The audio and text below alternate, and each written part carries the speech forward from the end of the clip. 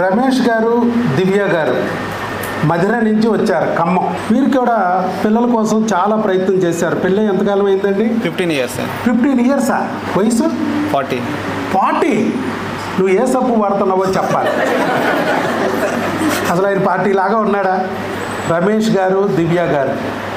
అమ్మాయికేమో 33, ఆయనకేమో 40. పెళ్ళి అయ్యి 15 ఏళ్ళు. చేతిలో బిడ్డ లేదండి. డాక్టర్ చుట్టూ తిరిగారు.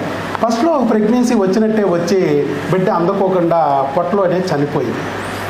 ఎందుకు చనిపోయిందో తెలియదు. మరలా ఎందుకు ప్రెగ్నెన్సీలు రావటం లేదో తెలియదు. కాలం గడిచిపోతుంది. డాక్టర్లు రకరకాల మాటలు చెప్తున్నారు. రోజు స్కానింగ్ రమ్మంటున్నారు. వెళ్తుంటే అండాలు లేవంటారు. 2 రోజులు ఆగి రమ్మంటారు.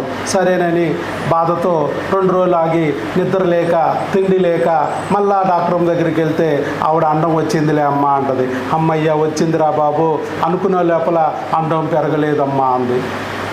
అండం పెరగలేదంటే మళ్ళీ ఏం చేయాలి డాక్టర్? మళ్ళా 2 రోజులకి రమ్మంటారు.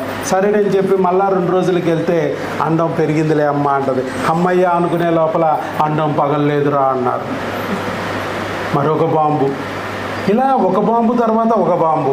మొత్తానికి ఆవిడికి చెప్పింది ఏంటంటే పీసీఓడీలు ఉన్నాయి, నీటి బుడగలు ఉన్నాయి, అండాల క్వాలిటీ లేదు, క్వాంటిటీ లేదు, అండాలన్నీ దుంపనాశనంలో ఉన్నాయి, గ్రోత్ డిఫెక్ట్, రప్చర్ డిఫెక్ట్ అని చెప్పి నీకు ఇంజక్షన్లు చేయాలని చెప్పి రోజు ఇంజక్షన్లు చేసి ఐయుఐ చేయాలని చెప్పి ఐయుఐలు చేసి ట్రై చేశారు. ఎన్ని ఐయుఐలు చేశారండి? 3 ఐయుఐలు చేశారు. ఒకటోసారి పోయింది. Discount IUI. రెండోసారి పోయింది. Special IUI special. మూడోసారి పోయింది. ఎలాంటి స్పెషాలిటీ లేదు, పోవడమే ఒకటే. మరి ఏం చేయాలి డాక్టర్ అంటే చివరికి ఏం చెప్పారు? ఐవీఎఫ్కి వెళ్ళండి, కుదిరితే డోనార్ ట్రై చేయండి అని చెప్పుకొచ్చారు. మరి ఇప్పుడు మనకు ప్రెగ్నెన్సీ ఎన్నాళ్ళలో వచ్చిందండి? ఎగ్జాక్ట్ 4 monthsకి వచ్చింది. 4 monthsలో వచ్చింది ప్రెగ్నెన్సీ న్యాచురల్గా. డాక్టర్ వైఎస్ బాబు మ్యాజిక్ ఫార్ములా మందులతో, అది కూడా ఇంగ్లీష్ మందులు. ఈయన 15 ఏళ్ళ నుంచి ఏ డాక్టర్ గారి హాస్పిటల్కి అయితే తిరిగాడో ఆ హాస్పిటల్ మెడికల్ షాపులో ఉండే మందులే, ఒక్కటి కూడా లేని మందు. ఇవన్నీ 18 హార్మోన్లు.